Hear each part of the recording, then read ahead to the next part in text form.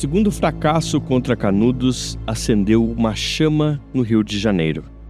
O então presidente da República em exercício, Manuel Vitorino, que assumira cargo devido a uma enfermidade do presidente Prudente de Moraes, nomeava para chefiar a próxima expedição não um militar qualquer, mas uma figura central para a política nacional da época. O comandante da terceira expedição seria o coronel Antônio Moreira César. Natural de São Paulo, o comandante ganhou fama pela supressão violenta de revoltas e rebeliões. Em 1892, foi um dos responsáveis pela dissolução de um motim da polícia de Niterói. Durante a revolta da Armada, no ano seguinte, atuou na retomada da Ilha do Governador e da segurança do Porto do Rio de Janeiro. Em 1894, Moreira César foi enviado para Santa Catarina, onde assumiria como seu quarto governador, e onde receberia o apelido de Corta-Cabeças, sendo um dos responsáveis por inúmeros fuzilamentos e execuções sumárias de pessoas envolvidas na Revolução Federalista, inclusive sendo um dos mandantes do infame massacre da ilha de Anhatomirim, onde cerca de 180 prisioneiros seriam fuzilados sem julgamento apropriado. O coronel era um homem de baixa estatura e descrito como franzino, figura que ia de encontro direto com a sua personalidade, de comportamento temperamental e até mesmo violento. Moreira César comandava sua tropa com punho de aço, levando os homens ao açoite por faltas triviais. Por fim, o oficial fazia parte do núcleo republicano dentro do exército, sendo um dos mais fervorosos defensores dos ideais republicanos e do positivismo. Sua ascensão marcava o renascimento do florianismo, que perdia forças até então. Sua nomeação para comandante da expedição e seu subsequente sucesso daria a Moreira César a força não apenas para limpar o nome do exército, mas para trazer a presidência da República mais uma vez para as Forças Armadas. Do Ministério da Guerra veio a ordem em 2 de fevereiro daquele 1897.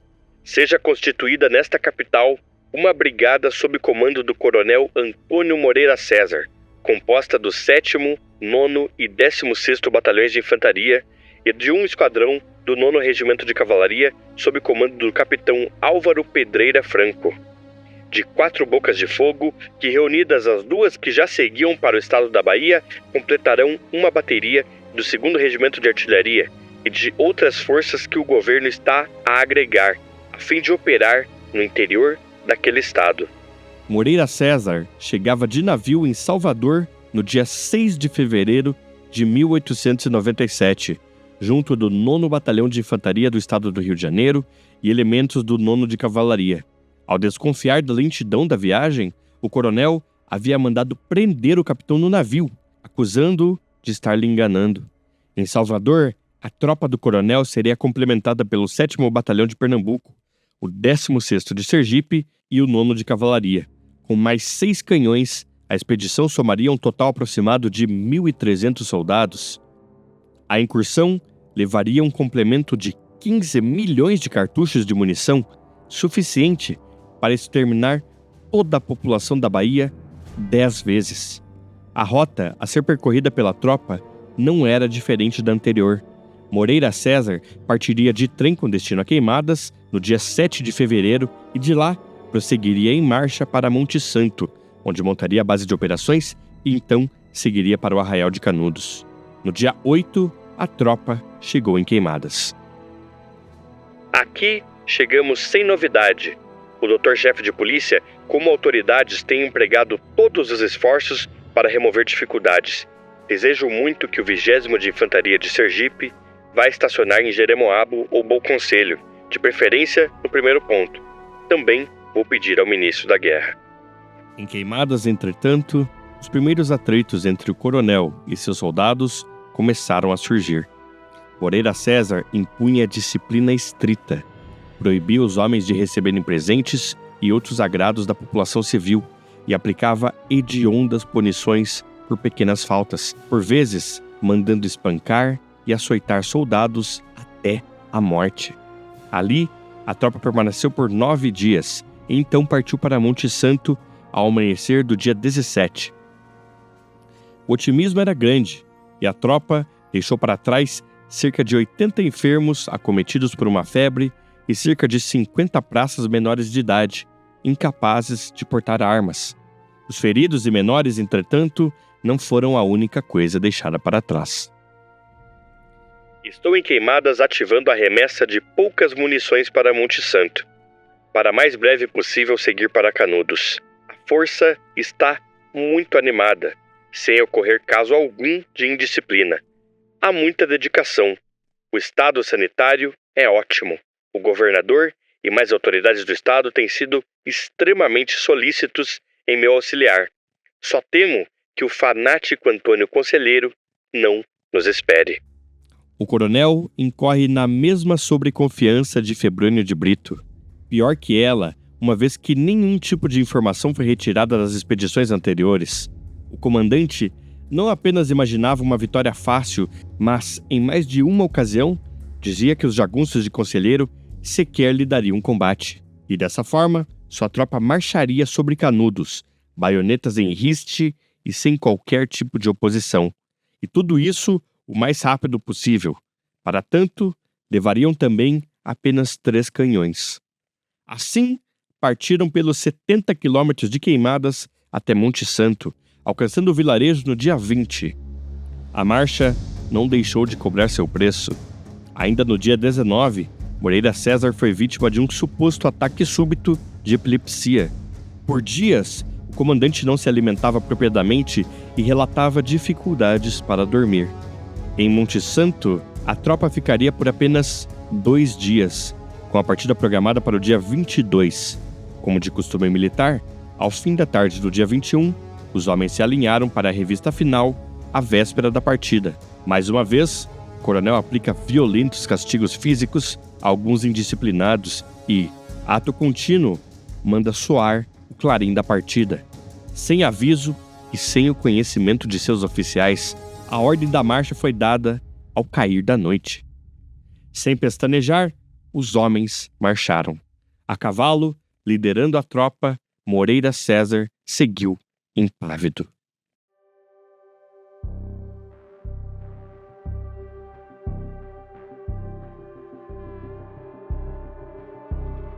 Os conselheiristas, de forma alguma, estavam passivos. Dentre os homens de confiança de Antônio Conselheiro estava João Abade. Abade era um dos seguidores de maior confiança de Antônio Maciel. À época, com cerca de 50 anos, era o principal líder das defesas do Arraial de Belo Monte e anteriormente foi líder da expedição contra Uauá. Sob as ordens de Abade, os conselheiristas espalharam por toda a região, até Queimadas, diversas sentinelas e espiões. No Arraial, fortificaram as paredes das casas e nelas abriram seteiras. Trincheiras eram escavadas e destacamentos de jagunços enviados para o interior, camuflados para acompanhar a marcha do inimigo. Diferentemente de Febrônio de Brito, Moreira César decidiu por outra rota para Canudos. Esta, com o dobro da distância da primeira, percorrendo nada menos que 120 quilômetros pela Caatinga, extremamente hostil e devastada pelos conselheiristas. Na plenitude do estio, de novembro a março, a desolação é completa. Quem por ali se aventura tem a impressão de varar por uma roçada enorme de galhos secos entrançados, onde a fagulha de um isqueiro ateia súbitos incêndios. Mas a expedição por ali enveredou na quadra mais imprópria e tinha que caminhar, de arranco, sob temperatura altíssima que esgotava os soldados e não os insolava, mercê da secura extrema dos ares. O sargento de artilharia Marcos Evangelista estava lá. Em toda essa marcha, repito, quem mais sofria éramos nós da artilharia, conduzindo canhões por péssimos caminhos que chamavam de estradas, mas que na realidade eram quase sempre desvios de rota. É que muitas vezes aparecia um caminho melhor, parecendo-nos ser mais trilhado, e logo adiante se acabava. Tínhamos então que voltar por dentro do mato, quando era possível cortá-lo, para retornar o outro caminho deixado. Sem saber, a tropa era observada de longe. A caminhada exauria as forças dos homens e os tornava desatentos. A marcha seguia às 7 da manhã do dia 1º de março, nas proximidades da vila de Canabrava, a cerca de 65 quilômetros de Canudos. Os conselheiristas finalmente saíam de seus esconderijos e fustigam a tropa do meio dos arbustos, causando confusão entre os soldados. Marcos Evangelista lembrou: o bravo e destemido alferes Poli Coelho pediu para fazer a vanguarda com seu pelotão, e assim foi. Mal tínhamos andado uns 200 metros, ouvimos romper a fuzilaria e uns 400 metros já encontramos o cadáver do nosso bravo alferes. Todos lamentaram a perda do companheiro, morto como herói. A emboscada é breve e logo é dispersada aos primeiros disparos da metralha dos canhões contra o matagal. O primeiro encontro das tropas de Moreira César deixa para trás 8 soldados mortos e um número insignificante de feridos. O coronel não está contente. Um plano de assalto contra o arraial de Canudos nunca chegou a ser desenhado. A Moreira César apenas ocorria marchar da forma mais célere possível sobre um adversário que certamente fugiria ou se entregaria. No dia 2 de abril, a coluna atinge o povoado de Rancho do Vigário, a 19 quilômetros de Belo Monte. O plano agora seria seguir até outra vila no dia 3 e depois seguir para Canudos, com as tropas devidamente descansadas, a 2 horas de marcha do arraial.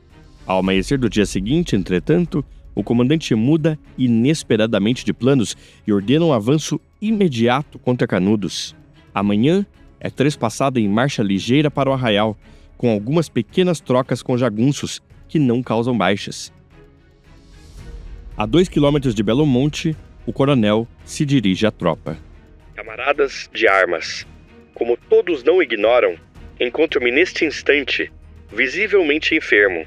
Há vários dias não me alimento e tenho tido dificuldades para dormir. Todavia, Canudos está ali, a menos de um tiro de canhão. Vamos tomá-la, e já. E vamos, todos juntos, almoçar em Canudos.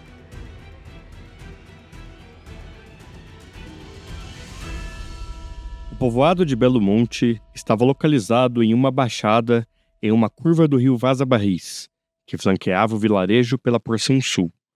O leito do rio, na época da estiagem, ficava quase seco, restando apenas um fio d'água e uma barreira lamacenta.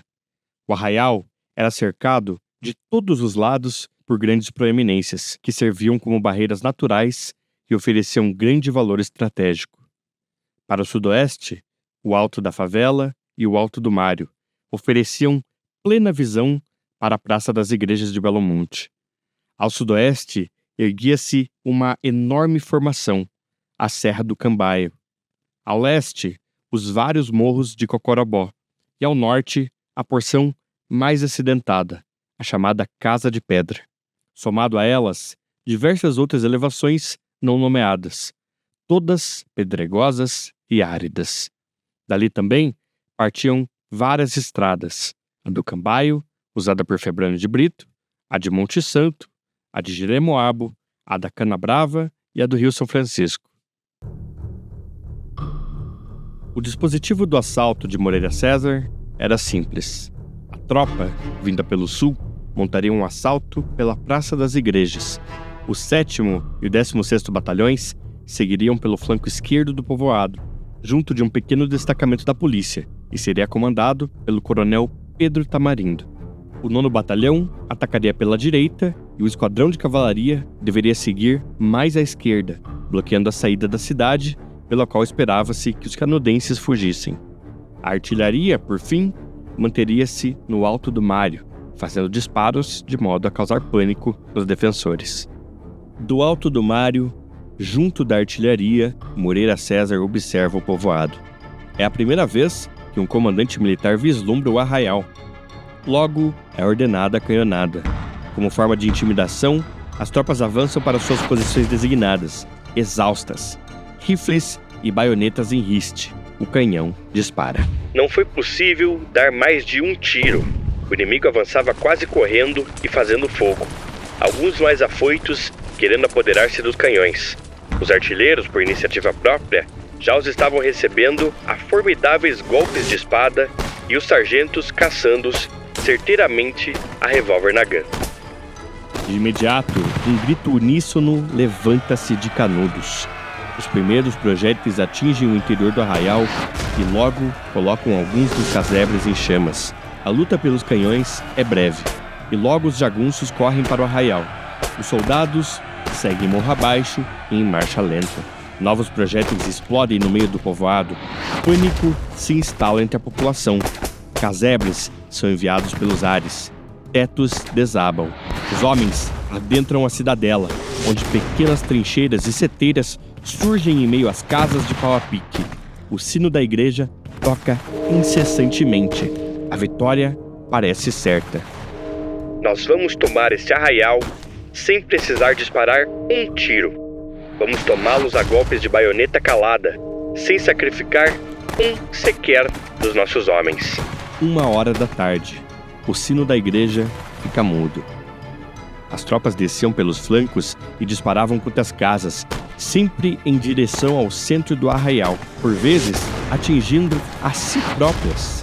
E para não atingir seus próprios soldados, a canhonada é interrompida. De repente, mais uma vez, o sino ressoa seu som metálico. Dos becos apertados, surgem os jagunços, disparando a queima-roupa contra os soldados ou a golpes fanáticos de facões. Incêndios irrompem nos tetos de palha, e parte do arraial se torna um labirinto de chamas. Canudos, em poucos minutos, viram um caos completo. Gritos e xingamentos, tiros, golpes de espada e de facões.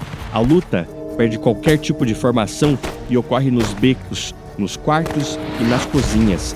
Mulheres atiram panelas de água fervendo nos rostos dos soldados, que revidam com golpes de baioneta e coronhadas. Canudos era um abismo a cada esquina, e pode-se apenas imaginar o que Moreira César vislumbrava diante de si, vendo sua tropa engolida em um verdadeiro redemoinho infernal. Do alto das igrejas, atiradores descarregavam chumbo sobre os soldados. A artilharia, calada, não podia fazer nada. O badalar do sino era entorpecente. O coronel ordena a investida da cavalaria contra o centro do arraial. Os homens e animais, entretanto, atrapalham-se entre os finos becos e tomam baixas. Não demorou até que se retirassem antes mesmo de encontrar o centro de Canudos. Chegou a minha vez. Vou dar brios àquela gente. É do que estão precisando, disse o comandante a seus oficiais, enquanto montava em seu cavalo e partia para comandar o 7º Batalhão. Eram 5h e o coronel Moreira César descia pelo meio do vale, trajando o uniforme branco. Parou ao meio da linha do 7º, à direita da artilharia. Soltou as rédeas do cavalo e, pegando o binóculo com as duas mãos, começou a observar o desenvolvimento do combate. Estávamos observando quando vimos soltar rapidamente o binóculo, pegar as rédeas com a mão esquerda e vir em nossa direção. Chegou junto ao meu canhão, onde estavam o capitão Salomão e o tenente Ávila, seu ajudante de ordens, e este lhe perguntou: "O coronel está ferido?" Ao que ele respondeu: "É um ferimento leve." Não se sabe de onde partiu o disparo que atingiu o coronel em seu ventre. Disparo de jagunço, tiro acidental ou até mesmo proposital de um de seus soldados. De todo modo, o comandante é enviado para uma posição de retaguarda e o comando cai sobre os ombros do coronel Pedro Tamarindo. Tamarindo estava em meio aos becos de Canudos quando recebeu a informação de sua nova investidura, em posição avançada, com o destacamento da polícia e o 7º de infantaria, quando teve que retornar para comandar as operações, abandonando posição conquistada a duras custas. Era um homem simples, bom e jovial, avesso a bizarrear façanhas. Chegara aos 60 anos candidato a uma aposentadoria tranquila. Fora, ademais, incluído contra a vontade na empresa. E ainda quando tivesse envergadura para aquela crise, não havia mais como remediá-la. A este ponto, poucos são os soldados seguindo algum tipo de comando ou hierarquia. A polícia baiana já encontrava-se completamente sem munições, com seus suprimentos na retaguarda, sem ninguém capaz de ir buscá-los. Perto das 7h é soada a retirada. Em Canudos, o sino cessa seu badalar. Ao longe, ouve-se a Ave Maria. O acampamento em um morro nos arredores de Canudos mas parece um amontoado caótico de feridos e moribundos. Os soldados, em melhores condições, são dispostos em um quadrado. Ali, em uma cabana, Moreira César dá seus últimos suspiros. De forma alguma, eles são pacíficos. Viana desgraçado. Ah, Viana desgraçado. Aquele miserável é que é responsável por tudo isso. Ah, desgraçado. O clima no acampamento é deprimente. O coronel Tamarindo não possui envergadura ou sequer vontade para prosseguir com um assalto. Demais oficiais restantes estão completamente desolados. Para um oficial, o coronel disse: É tempo de Murici. Cada qual cuide de si. O anoitecer cai sobre Canudos. Perto da meia-noite, vultos são vistos ao redor do quadrado. Jagunços cercam e vigiam os soldados. O pânico se instala. Do arraial, ouvem-se preces, Aves-Marias, Pais Nossos e Kyries, em vigília interminável. O amanhecer não viu nada além de uma debandada. 800 homens desapareceram em fuga. Alguns retiravam-se com alguma ordem, outros enfiavam-se nos matagais e sumiam, deixando para trás feridos, armas e munições. Sortudos aqueles que possuíam cavalos. Apenas a guarnição de artilharia guardou seu posto. Marcos Evangelista estava lá. Viu o coronel Tamarindo galopando e tomando a frente dos pelotões, gritando: alto, meia volta, e os pelotões fugiam, lateralmente entrando na caatinga para adiante tomarem a estrada. O corneteiro Mor tocava constantemente alto, meia volta, mas ninguém atendia. Surgem então os primeiros jagunços e caem sobre a guarnição de artilharia. A luta ocorre à ponta do sabre, punhais e punhos. Brava e inutilmente lutam os artilheiros. Seu comandante, o capitão José Agostinho Salomão da Rocha, grita para seus soldados: Estou morto, e onde fica a bateria, fica o seu capitão. Tratem de salvarem-se, se conseguirem. Soldados são emboscados em meio às picadas da mata. Na sequência, o coronel Tamarindo também é atingido, nas costas, e cai, deixado para trás, como tantos outros. O segundo comandante da expedição morre ali mesmo. Abandonados, uma pilha de armas, suprimentos e o cadáver de Antônio Moreira César.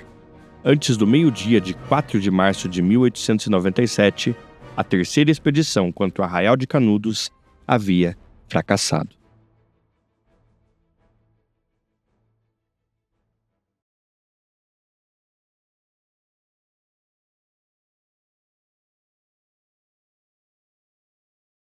As notícias da catástrofe só vieram a público no dia 8 de março. A destruição da terceira expedição contra Canudos causou comoção nacional de proporções nunca antes vistas. O país produziu um longo editorial sobre o ocorrido, publicado como sua matéria de capa. O coração dos republicanos adivinhara. As forças que o governo da União enviara para a Bahia a fim de bater a jagunçada de Antônio Conselheiro foram derrotadas com grandes perdas, ficando no campo de batalha, entre outros valorosos soldados da República, os cadáveres de Moreira César e Tamarindo. A tragédia de 3 de março, em que juntamente com Moreira César perderam a vida o ilustre coronel Tamarindo e tantos outros oficiais briosíssimos do nosso exército, foi a confirmação de quanto o Partido Monarquista, à sombra da tolerância do poder público e graças até os seus involuntários alentos, tem crescido em audácia e em força. Já estava no espírito dos republicanos que o caso de Canudos não era uma simples expressão do fanatismo sertanejo, mas sim um atentado à segurança das instituições. O sangue dos soldados brasileiros que lá ficaram abeberando a terra de Canudos clama por desforra e esta impõe a obrigação de abrir a alma, de deixar correr tudo o que se sabe, tudo o que a justiça manda dizer. Por mais que nos mereça o atual governador da Bahia, cidadão eminente pelo seu saber jurídico e pelos seus serviços à nação, cumpre-nos assinalar que sua responsabilidade na desgraça de 3 de março é enormíssima, porque foi a sua revelia que essa legião se organizou para guerrear as instituições republicanas. A desgraça é a suprema ensinadora. A República está sendo lesada no seu crédito, está sendo desfalcada na sua honra, está sendo ferida no seu coração, porque ela não tem querido aprender nas eloquentes lições dos fatos e tem respondido às violências, às profanações e aos crimes com atos de insensata tolerância. Que a República enxugue as lágrimas pelos que morreram e se erga para completar a tragédia como o epílogo de sua nobre e formidável vingança. O país inteiro estremeceu-se em indignação. O exército, em todas as suas guarnições, considerou a derrota uma grave afronta à sua honra. Vingança era o grito em todas as casernas, em especial as do Rio Grande do Sul. A República estava em perigo, alarmavam os jornais e assim ecoava por toda a parte. A escalada das operações contra Canudos pode ser contada a partir da patente de seus comandantes. O primeiro a amargar a derrota foi o tenente Ferreira Pires, o segundo, o major Febrônio de Brito. O terceiro e mais trágico foi o coronel Moreira César. Cada fracasso deixava uma marca mais profunda na reputação das Forças Armadas, do Estado da Bahia e da República. Agora, o governo federal nomeou não um, mas 3 generais de brigada para a grande empreitada contra o fantasma da monarquia que se instalava no interior da Bahia. Sob a supervisão do novo ministro da Guerra, o Marechal Carlos Machado Bittencourt, foram apontados para chefiar a expedição o general brigadeiro Arthur Oscar de Andrade Guimarães, e à sua disposição estariam os generais João da Silva Barbosa e Cláudio do Amaral Savagué. Com eles, foram deslocados batalhões de todos os estados. 5 batalhões de infantaria do Rio Grande do Sul, 3 da Bahia, 3 do Rio de Janeiro, sendo 1 de artilharia e outro de cavalaria, 2 de infantaria de Pernambuco, 2 do Piauí e 1, respectivamente, do Maranhão, do Pará, do Sergipe, do Rio Grande do Norte e da Paraíba. Não apenas do Exército, mas destacamentos da polícia e outras unidades de suporte foram enviadas de outros estados, como São Paulo, Paraná e Amazonas.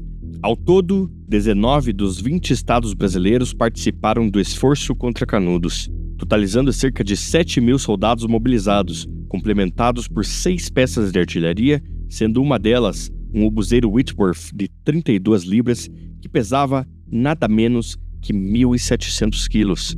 Um regimento de engenharia também seria responsável pelo estabelecimento de um telégrafo por toda a estrada até Canudos, e técnicos e médicos de campo também compunham a tropa, um número alto, considerando o efetivo total de 25.000 de todo o exército brasileiro.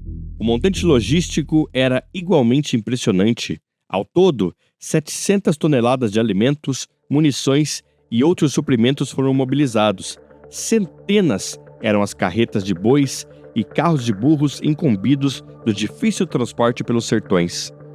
Arthur Oscar chegava em Salvador no dia 7 daquele março e no dia 21 já estava em Queimadas, supervisionando a vinda de batalhões de todo o país. Nascido no Rio de Janeiro, o general construiu boa parte de sua carreira no Rio Grande do Sul, onde ganhou notoriedade. Um soldado em todos os aspectos, intrépido, enérgico e valente. O plano agora consistia em marchar contra Canudos em 2 colunas, uma principal, comandada pelo próprio Arthur Oscar e o general João da Silva Barbosa, e uma secundária, sob o comando do general Savagué. A primeira, com cerca de 5.000 homens, uma bateria de artilharia e cavalaria, e a segunda, com aproximados 2.500 combatentes e uma bateria. A primeira coluna faria a clássica rota, Queimadas, Monte Santo, Canudos, e a segunda sairia de Aracaju, no Sergipe, passando por Jeremoabo, no sertão baiano, e então chegaria a Canudos pelo norte. A data para o encontro das 2 colunas seria o dia 27 de junho, e uma falha de cumprir a data poderia resultar em um desastre para a coluna que chegasse primeiro. Uma vez lá, as 2 colunas deveriam submeter o arraial a um cerco, forçando sua rendição. Baseado na experiência de Moreira César, esperava-se uma marcha relativamente tranquila, com uma escalada somente na própria Canudos. Recapitulamos, entretanto, as expedições anteriores. Se durante os eventos da segunda empreitada de Febrônio de Brito, os conselheiristas deram luta ainda na estrada para Canudos, não foi por falta de preparo que a luta da terceira expedição ocorreu aos portões do arraial. João Abade e o próprio conselheiro, utilizando de sua extensa rede de jagunços pelo sertão, sabiam muito bem do tamanho e da quantia de suprimentos que Moreira César levava consigo. E foi do engenho de João Abade que a terceira expedição travou batalha somente em Canudos. Seus suprimentos eram o maior objetivo. Agora, os jagunços portavam modernos rifles Mannlicher, Comblain e os Gewehr alemães da Convenção de 88. Para todos os efeitos, a ingenuidade de Moreira César teve efeito positivo. Os conselheiristas tinham à sua disposição apenas alguns milhares de cartuchos e não os grandes vagões com milhões de projéteis. Não somente isso, mas a vitória contra a terceira expedição pronunciava um verdadeiro milagre no sertão baiano. Centenas de sertanejos de toda a região reuniam-se em Canudos, engrossando as fileiras do conselheiro. Agora, operações de emboscadas e ataques surpresas poderiam ser empregadas de forma muito mais efetiva e sofisticada, dependendo menos das ultrapassadas e escassas espingardas dos vaqueiros e caçadores. A resistência seria mais feroz do que nunca. O peso logístico de uma operação de tal magnitude era imenso. O general Savagé chegava em Aracaju somente nos primeiros dias de abril e a coluna de Oscar e Barbosa ainda permanecerem queimadas durante todo o mês de maio. Os batalhões melhor preparados partiam antes para Monte Santo, muitos chegando lá antes mesmo dos suprimentos apropriados e passavam fome. Dentre um destes, o próprio Arthur Oscar e o destacamento de cavalaria. Boa parte das unidades estava incompleta e levavam semanas para completá-las. Dentre elas, muitos homens com pouca ou nenhuma experiência, e entre os oficiais, a ansiedade era imensa e a rivalidade, acirrada por razões bairristas, dificultava a coordenação. Faltava tudo. Não havia um serviço de fornecimento organizado, de sorte que numa base de operações provisória, presa ao litoral por uma estrada de ferro, foi impossível conseguir-se um depósito de víveres. Não havia um serviço de transporte suficiente para cerca de 100 toneladas de munições de guerra. Por fim, não havia soldados. Os carregadores de armas que ali desembarcaram não vinham dos polígonos de tiro ou dos campos de manobra. Os batalhões chegavam, alguns desfalcados, menores que companhias, com armamento estragado e carecendo de noções táticas mais simples. Era preciso completá-los, armá-los, vesti-los, municiá-los, adestrá-los e instruí-los. Marasmo e desordem eram a ordem do dia. Mais uma vez, o terreno não foi devidamente reconhecido. As estradas estreitas, pedregosas e acidentadas não comportavam formações maiores que alguns esquadrões e as colunas se espremiam em meio à caatinga.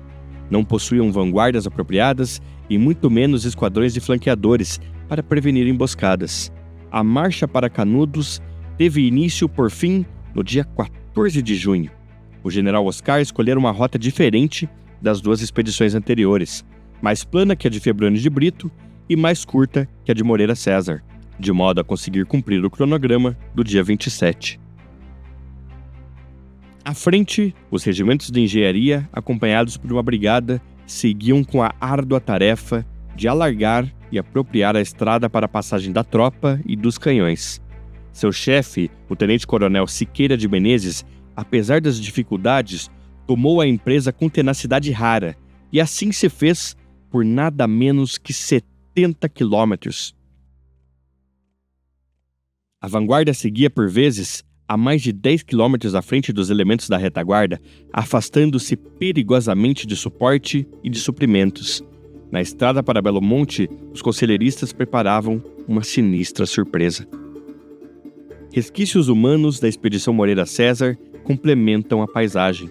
Crânios, braços e pernas pendurados nas favelas, uma espécie de árvore característica da Caatinga. Cavalos em decomposição e trapos de uniformes dispostos ao longo das picadas. como um aviso aos invasores. No dia 21, a tropa encontra uma figura familiar, o cadáver do coronel Tamarindo. O médico Martim Orcades estava lá.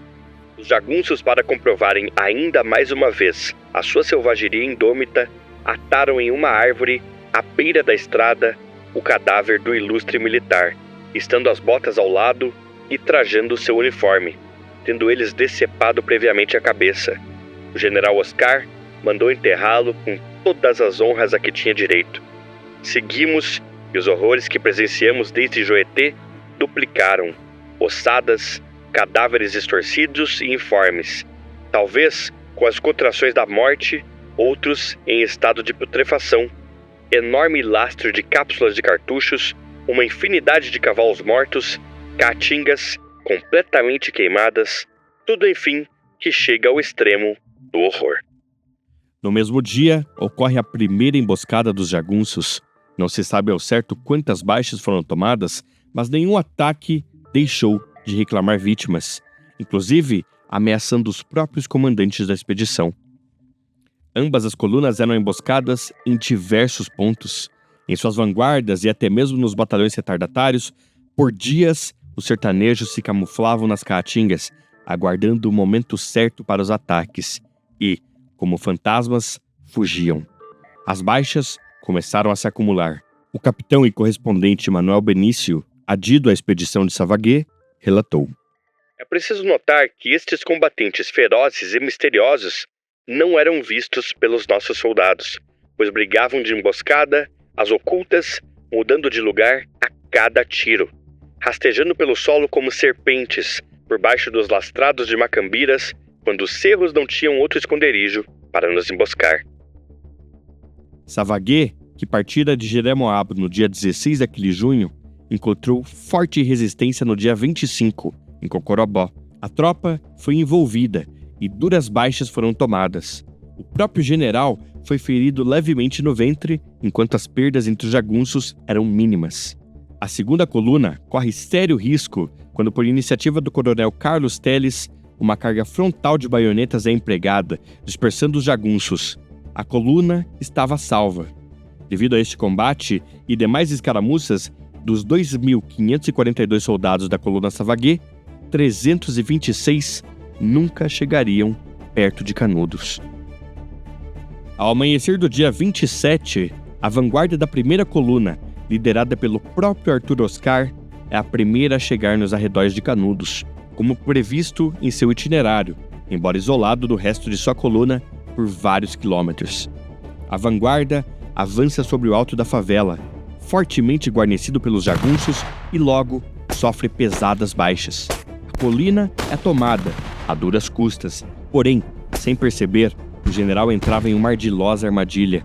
Do meio das pedras e matagais, centenas de sertanejos surgem, cercando completamente a vanguarda de Arthur Oscar. Os reforços encontram-se a quilômetros de distância. Tiros ressoam de todos os lados, longe dos suprimentos, contando somente com munições de bolso. Logo, os cartuchos começam a se esgotar.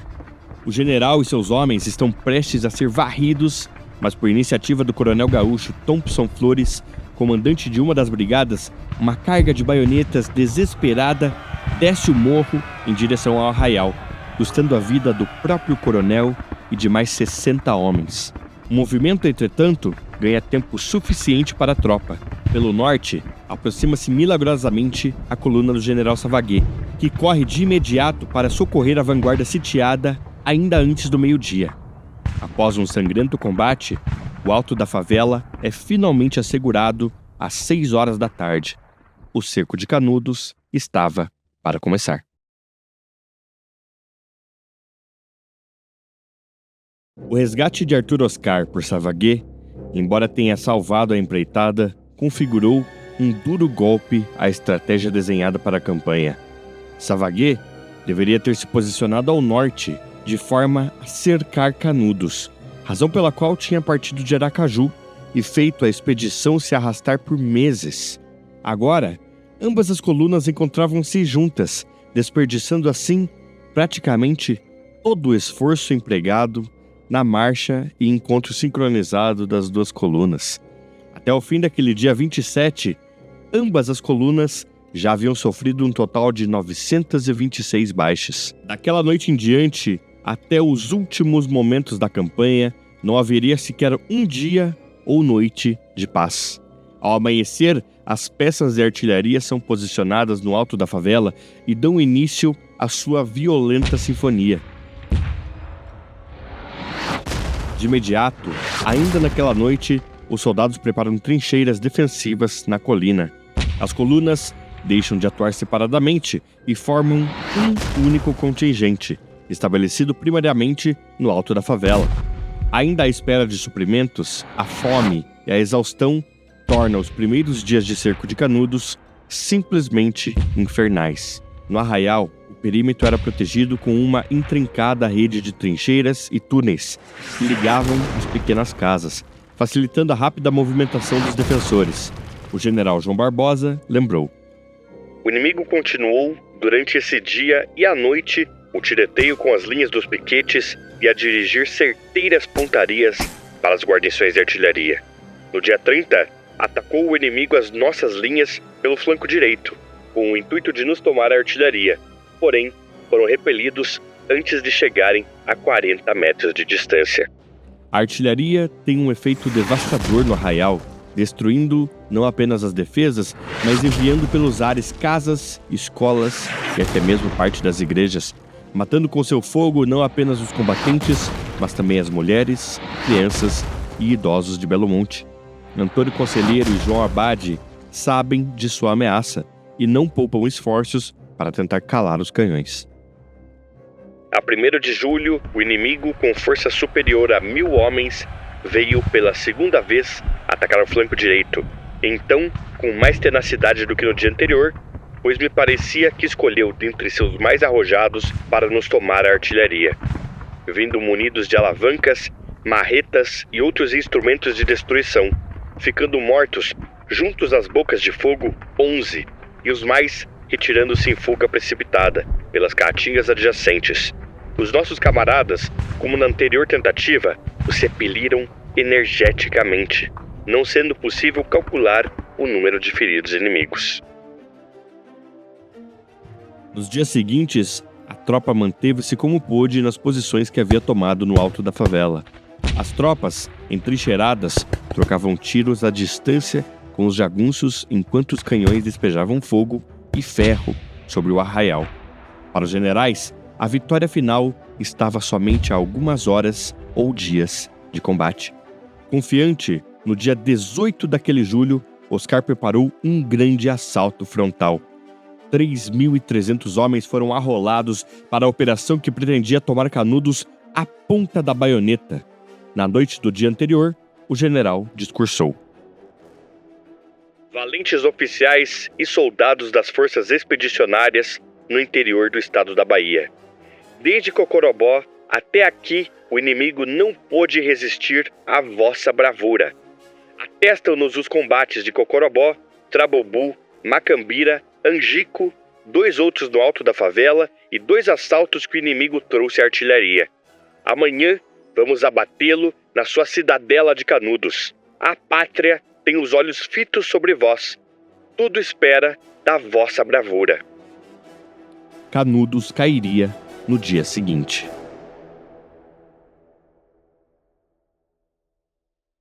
A tropa começou sua movimentação antes mesmo da primeira luz do dia 18 de julho, às 6 horas da manhã. Em silêncio, os homens descem a colina. A artilharia abriu o dia, choveu ferro sobre o arraial. Os batalhões avançam como uma massa amontoada e logo ganham velocidade. Não demorou até que surgissem os primeiros tiros de um inimigo invisível que começa a fazer furos na formação. A depressão do rio, seco, forma uma vala e ali os homens se atrapalham na passagem. Escorregam, tropeçam e se debatem. As balas voam por entre a formação. Os batalhões à frente revidam. O arraial ainda não foi alcançado. Algumas unidades mudam suas formações, locomovendo-se para os flancos. O 9º Batalhão cai na vala do Vaza-Barris e é duramente punido pelos defensores. Os batalhões da retaguarda chegam e caem nas valas junto da vanguarda. A confusão precipita uma movimentação para a direita. As brigadas auxiliares, ao chegarem debaixo de uma fuzilaria estonteada e deparando o tumulto, não podiam mais adaptar-se às linhas de um plano qualquer, articulando-se às que tinham precedido, revigorando-as, reforçando-lhe os pontos fracos ou completando-os os movimentos. A quente manhã do sertão irradia sobre os homens com todo o seu resplendor. 10 batalhões de infantaria se amontoam diante de Canudos. Os defensores, em um semicírculo, os fustigam de todos os lados. A tropa finalmente encontra alguma organização e avança. Baionetas em riste. A primeira trincheira cai. Os defensores ali já a abandonaram. Os soldados começaram, certo, desde logo a conquistar bravamente o terreno. Vingaram morros sucessivos, pisaram de momento em momento a borda de trincheiras. E no fundo dessas, os cartuchos detonados e ardentes delataram-lhes a fuga recente do inimigo. A réplica dos adversários, por sua vez, variando em todos os rumos, parecia adrede e disposta a desnorteá-los. Os soldados alcançam as primeiras casas do arraial. Nelas, centenas de seteiras são abertas pelos defensores. A artilharia cessa para não atingir suas próprias tropas e, momentos após, retorna bombardeando a porção mais distante da cidadela. Ao flanco direito, a tropa está exposta em campo aberto e sobre eles chove a morte. A tropa, sobretudo do centro para a direita, completamente exposta, estava dominada pelas igrejas e de nível com a parte alta do arraial, abrangendo todo o quadrante em longura mínima de 2 quilômetros. Caiu-lhe em cima, convergente, uma fuzilaria tremenda. As brigadas, entretanto, avançaram ainda. A luta ali é extremamente custosa para os atacantes, que logo buscam esconder-se entre as pedras e depressões do terreno. Os jagunços atiravam de forma intermitente de diversos pontos, o que dificultava sua localização. Muitos deles, exímios caçadores, miravam nos oficiais e deixavam as tropas acéfalas. No centro, os soldados lutam por entre as casas, mas são fustigados pelo fogo dos atiradores no topo das igrejas. Antes das 11 da manhã, o combate se arrefece. Dali à frente, a tropa não deu mais um passo. Conquistaram um subúrbio diminuto na cidade bárbara e sentia-se impotente para ultimar a ação. As baixas avultavam. A retaguarda, coalhada de feridos, dava a impressão emocionante de uma derrota. Logo avançaram 2 peças de artilharia e inicia-se uma canhonada a queima-roupa dos casebres na porção exterior da cidade. O assalto, entretanto, foi um fracasso e Canudos seguia de pé.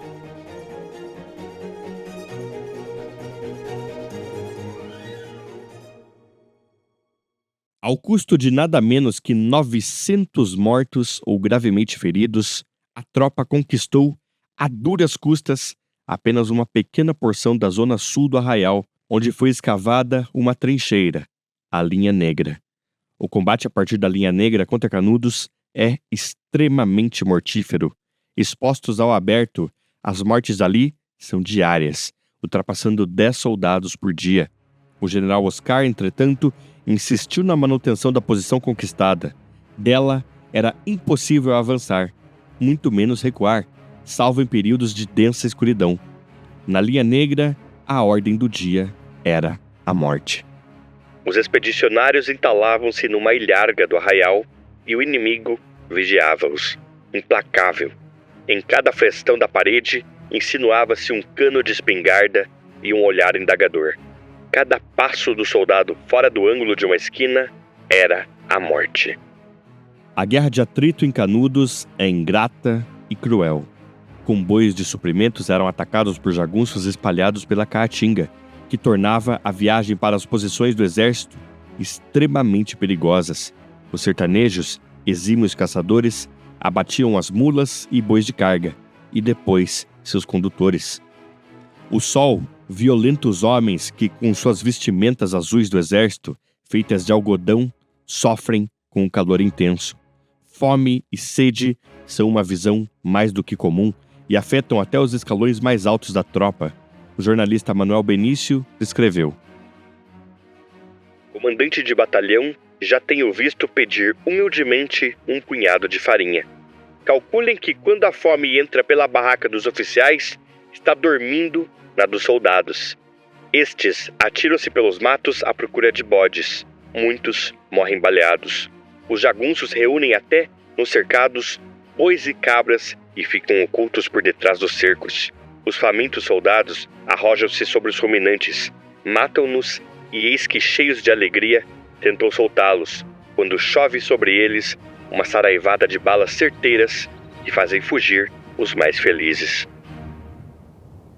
Dos quase 8.000 homens enviados ao sertão na expedição do general Oscar, menos de 3.000 estão em plenas condições de combate.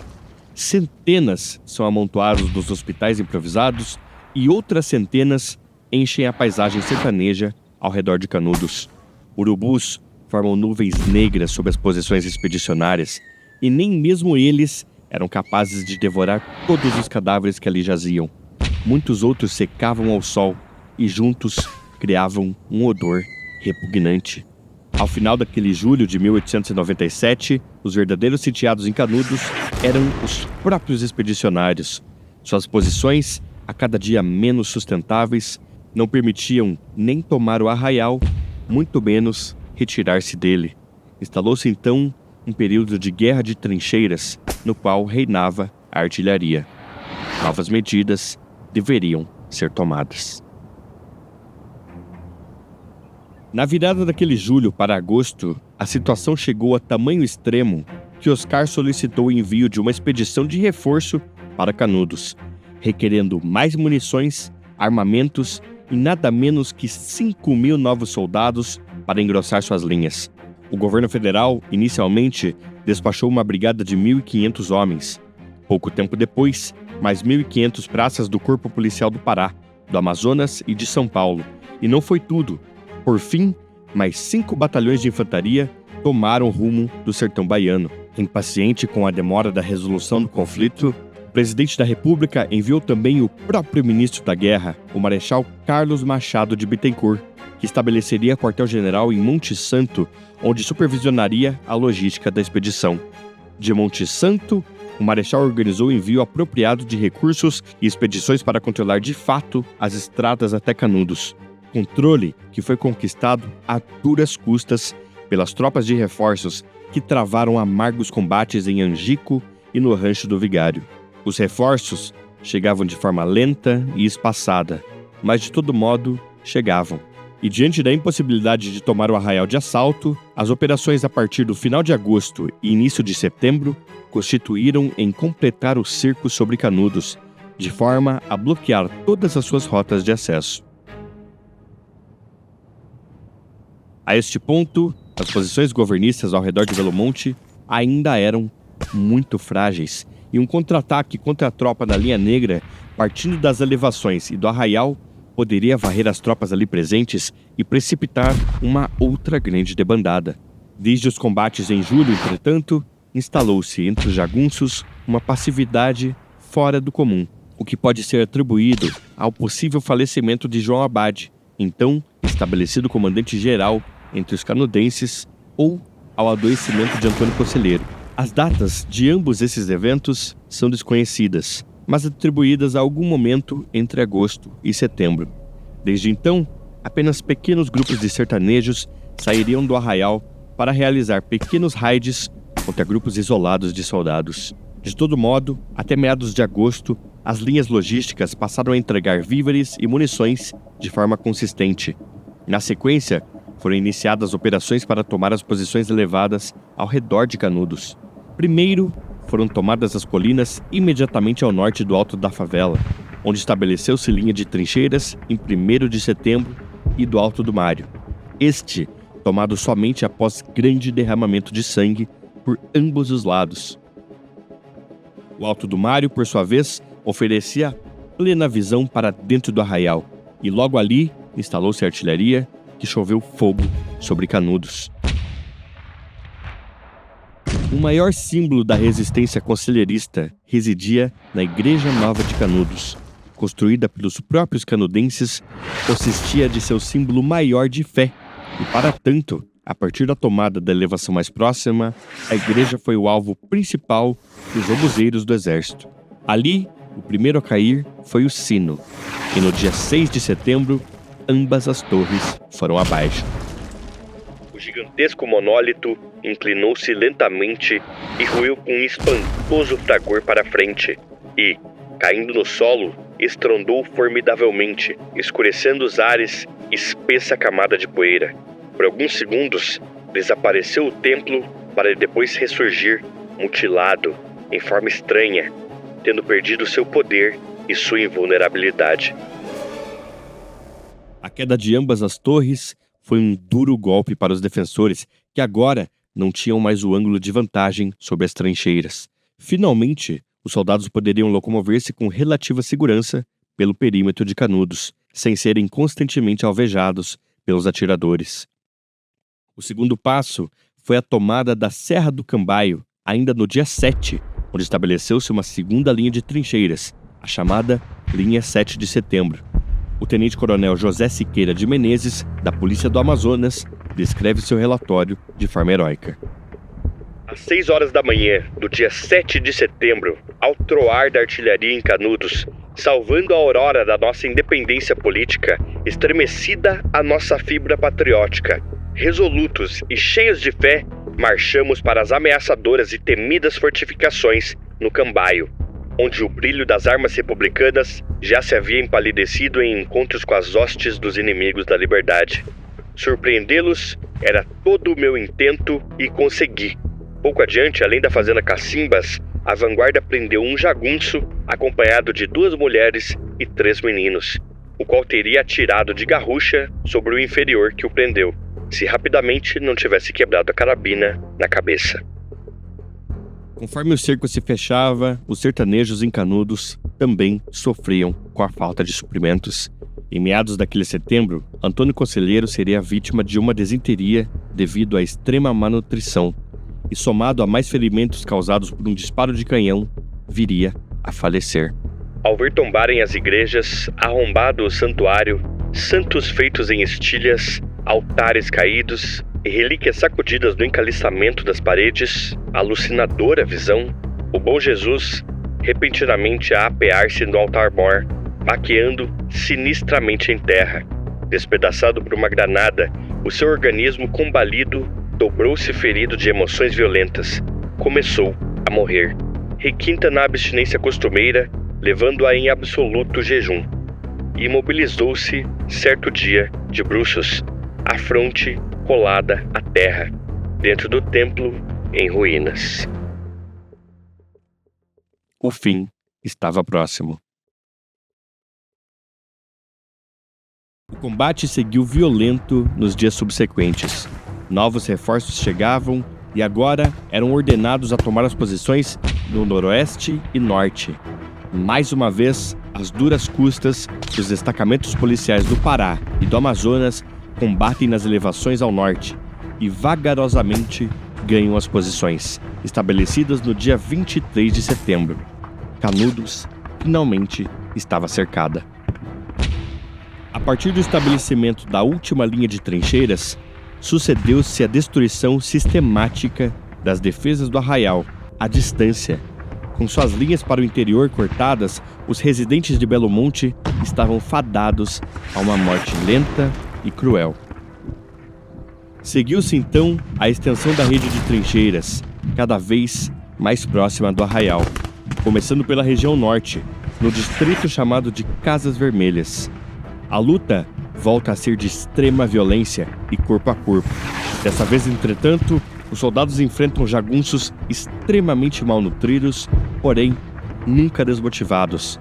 A morte de Antônio Conselheiro não apagou a chama da resistência sertaneja. Euclides da Cunha lembrou. O inimigo desairado reviveceu com vigor incrível. Os combatentes que o enfrentavam desde o começo desconheceram-no.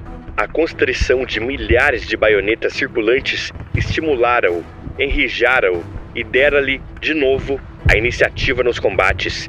Estes principaram desde 23 de setembro, insistentes como nunca, sulcando todos os pontos, num rumo gigante, estonteador, batendo trincheira por trincheira, toda a cercadora do sítio. A luta volta a ser entre as vielas e becos de Canudos, agora devastados pela artilharia. Os soldados, ensandecidos pelo sentimento da vingança, arrancam pelas vielas do arraial em um verdadeiro frenesi sanguinário. Os jagunços restantes saltam das casas e levam os soldados que podem com eles. Ao jornal Estado de São Paulo, um correspondente descreveu: As casas em Canudos raramente têm portas. Um jagunço alto e trigueiro arremessou-se rápido sobre o soldado, tornou-lhe a clavina e, metendo-se dentro da casa novamente, tiroteou para fora. Feriu 2 soldados e matou o alferes Muniz Teles. Outros soldados invadiram a casa e mataram-no a baioneta. Eu vi um homem despenhar-se da torre na praça, coberta de cadáveres. Entrando em casa para descansar e abrigar-me da chuva horrível de balas, tive que recuar.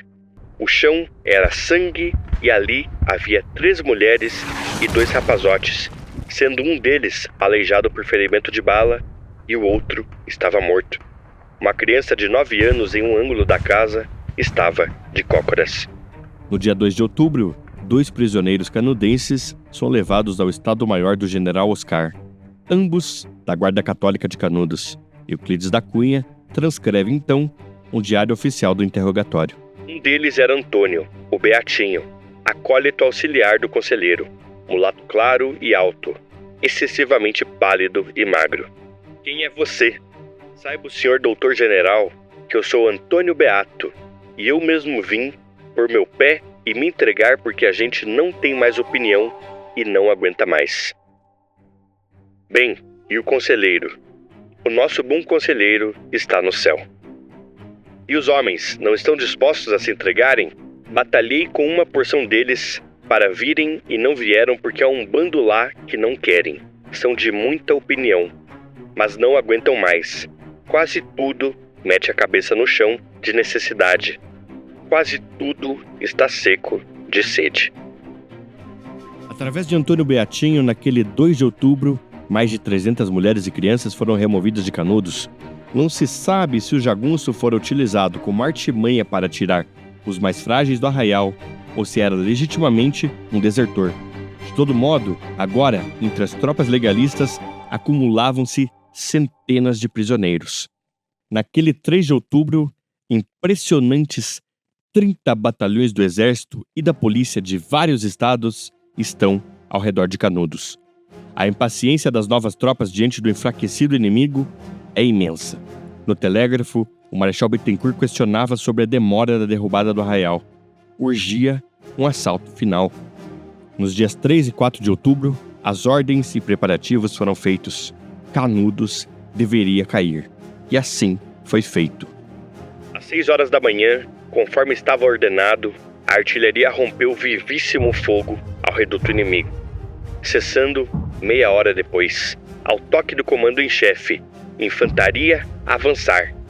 O inimigo internou-se nas casas do centro, as únicas que ocupava, sendo difícil aos soldados carregar a baioneta, pela latada adentro, diante dos embaraços com que ofereciam as casas agrupadas e as cercas existentes, ficando apenas livres 3 entradas onde os nossos camaradas da investida eram recebidas a descarga de nutrido fogo. O inimigo construiu dentro das casas uns fossos que ficavam abaixo do solo, junto das paredes que seteavam e daí faziam um fogo mortalmente certeiro, enquanto ficavam a salvo de nossos fogos. Às 7h30 da manhã, sendo mandado tocar o 5º Corpo de Polícia avançar, este tomou a posição que lhe foi indicada à retaguarda da Igreja Nova e reforçado depois com o 1º do estado do Pará.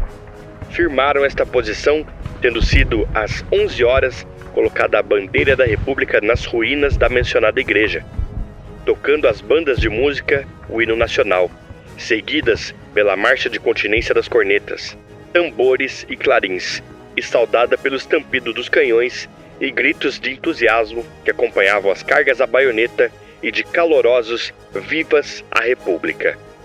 Lá estão os 4 últimos defensores de Canudos, desconhecidos, um caboclo, um negro, um jovem e um velho.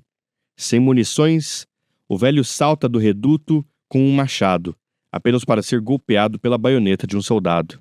E dessa forma, os demais são fuzilados ali mesmo. Desde ontem, 5 de outubro, tremula sobre os escombros de Canudos o pavilhão nacional. Por tal motivo, congratulo-me com um bom amigo para que tão almejado fim concorreu. Viva a República! Antes do meio-dia de 6 de outubro de 1897, a Guerra de Canudos estava acabada.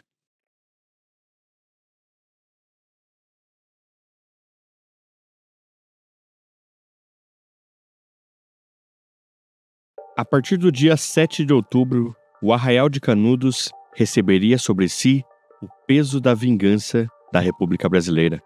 Todos os prisioneiros homens foram sumariamente executados, alguns fuzilados, outros esfaqueados e tantos outros espancados. Ficara prisioneiro um curiboca ainda moço que a todas as perguntas respondia automaticamente com indiferença altiva. Sei não. Perguntavam-lhe por fim como queria morrer. De tiro. Pois há de ser de faca. Contraveio terrivelmente o soldado. Assim foi. E quando o ferro embotado lhe rangia nas cartilagens da glote, a primeira onda de sangue borbulhou, escumando a passagem do último grito, gargarejando na boca ensanguentada. Viva o bom Jesus! Mulheres eram acusadas de cumplicidade e executadas, tal como os homens. As poucas restantes foram obrigadas a marchar 120 quilômetros até Monte Santo. Menos de 100 chegariam vivas. Para as crianças, o destino não foi menos cruel. Algumas foram batizadas às pressas e entregues a famílias de militares ou de vilas da região. A maioria, entretanto, foram vítimas das péssimas condições dos acampamentos, morrendo para doenças e abandonadas no sertão. Os cadáveres foram amontoados em valas e incinerados. Por último, o corpo de Antônio Conselheiro foi exumado de sua cova na igreja e degolado a golpes de facão. Seu crânio foi enviado para ser objeto de estudos e experimentos em Salvador e no Rio de Janeiro, e eventualmente seria perdido por completo. O arraial foi limpo de qualquer material, registros incinerados e o resto saqueado. Por fim, as casas e as igrejas foram dinamitadas e o terreno completamente nivelado. Assim como a República Romana caiu sobre Cartago, a brasileira caiu sobre Canudos, e lá não sobrou pedra sobre pedra. Canudos não se rendeu. Exemplo único em toda a história, resistiu até o esgotamento completo. Finaliza Euclides da Cunha, no relato mais célebre da guerra. As baixas das campanhas contra Canudos, considerando a escala e duração do conflito, podem ser comparadas à de uma guerra internacional.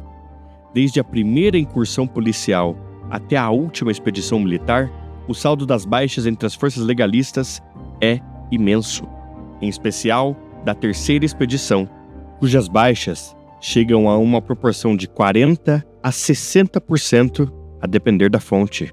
Ainda sobre ela, o fim que levou o cadáver de Moreira César é totalmente desconhecido. Documentos de mortos e feridos entre os conselheiristas durante as fases do conflito são inexistentes, e se existiram, foram destruídos com o arraial. De todo modo, quase todos os 25 mil residentes de Canudos foram mortos. Seus sobreviventes não somando mais que poucos punhados de pessoas. Canudos foi feita de espantalho de uma suposta revolta monarquista, paranoia fomentada pelos republicanos, em especial aqueles no exército. Um povo unido pela necessidade e pela inabalável fé. Mesmo os adversários mais ardentes de Antônio Maciel não denunciaram a existência de qualquer forma de desvio da religião. João Evangelista, o frade italiano enviado em 1895 para o arraial, atestou a retidão espiritual dos caboclos, e Antônio não exercia qualquer função clerical, uma vez que não possuía ordenação formal da igreja. Hoje, qualquer resquício do arraial de Belo Monte e suas imediações estão debaixo d'água. inundados ainda na década de 60 pelo governo da Bahia na construção do açude de Cocorobó.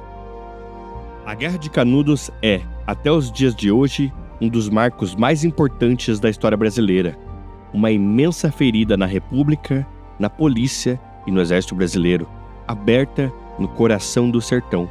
Ali, entre a fé e a fome, foi esmagado o sonho de um povo pelas armas do próprio país que ajudava a construir. Um povo que, mesmo diante dos canhões e das baionetas, nunca se rendeu.